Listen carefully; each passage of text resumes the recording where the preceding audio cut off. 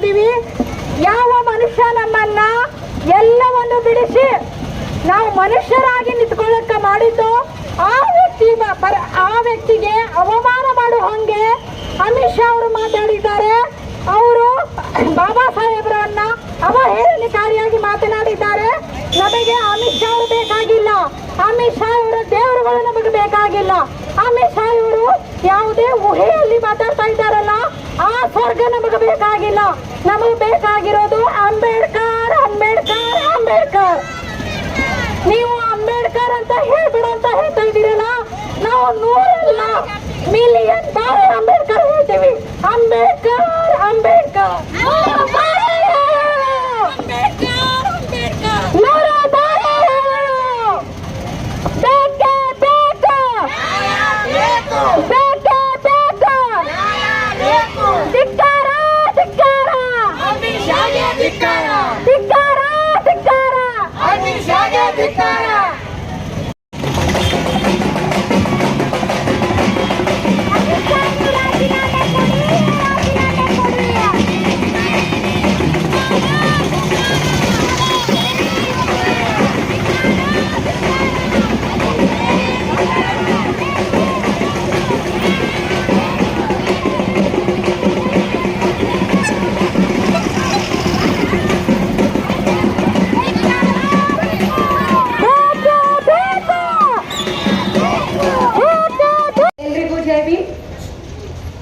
ಈ ಮೂಲಕ ತಿಳಿಸುವುದೇನೆಂದರೆ ಶ್ರೀಮತಿ ರಮಾಬಾಯಿ ಅಂಬೇಡ್ಕರ್ ಮಹಿಳಾ ಸ್ವಸಹಾಯ ಸಂಘ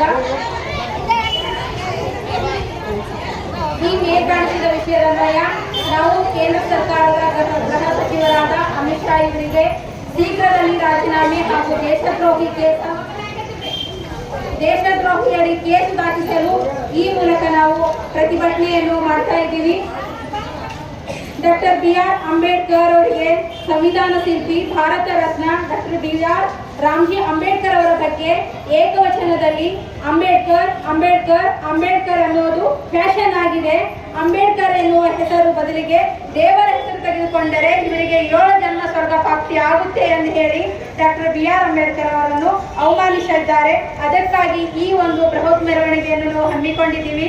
ಈ ಮೂಲಕ ನಾವು ಈ ಜ್ಞಾಪಕ ಪತ್ರವನ್ನು ತಾವು ಸ್ವೀಕರಿಸಬೇಕು. ಅಮಿತ್ ಶಾ ಅವರಿಗೆ ದೇಶದ್ರೋಹಿಯಡಿ ಕೇಸು ದಾಖಲಿಸಬೇಕಂತ ಹೇಳಿ ನಾವು ಮನವಿ ಮಾಡ್ತಾ ಇದ್ದೀವಿ.